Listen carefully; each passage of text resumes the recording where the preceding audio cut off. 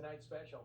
How much does the U.S. government actually know about UFO sightings? We may finally be able to find out. I'm not kidding. This week, the Senate Intelligence Committee voted to require the Pentagon to produce a UFO report as part of the latest defense authorization bill. Luis Elizondo is a former military intelligence official and currently works with the Stars Academy and the History Channel, and he joins us now. Luis, if the Senate gets what they want, what will they get? Well, thanks, Brian, for having me. I think this is a historical moment in our country for many reasons. I think it's fair to say this is certainly a nonpartisan issue. You have, thanks to the courage of Senator Marco Rubio, but others before him, such as Harry Reid and Stevens and Inouye. I think if the Senate is successful in getting what they want, they're going to get actual hard data as to the capabilities of these incursions into our airspace and the airspace of where we have combat vehicles and controlled, if you will. Think of a combat theater where we have aircraft operating.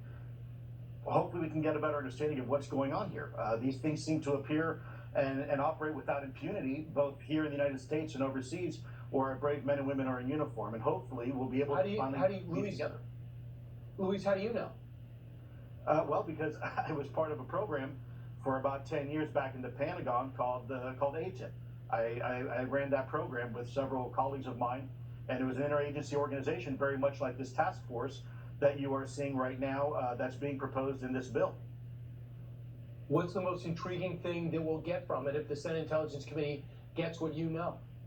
Well, I think you're going to get, hopefully, you're going to get an unclassified report. And for the first time, average Americans are going to get a chance to see the very same data that has been locked away in if you will, in classified briefings and whatnot, and hopefully see the light of day for once.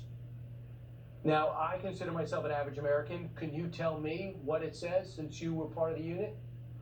Well, unfortunately, I'm not employed by the U.S. government anymore, and I am still bound by my non-disclosure agreements, my NDAs. I still have a security clearance. So that's really a conversation that the U.S. government's going to have, the executive branch with the legislative branch, and then finally decide what they think is appropriate for the American people. What I can say is that data is very compelling. And when you look at these vehicles and what they're able to do, you very quickly realize that this is probably not something in our own inventory. Luis Elizondo, thanks so much. Can't wait for it. We'll have you back. Yes, sir, at least I'll ask Tucker to have you back. Thank you. Yes, sir, Meanwhile, that's it for our show.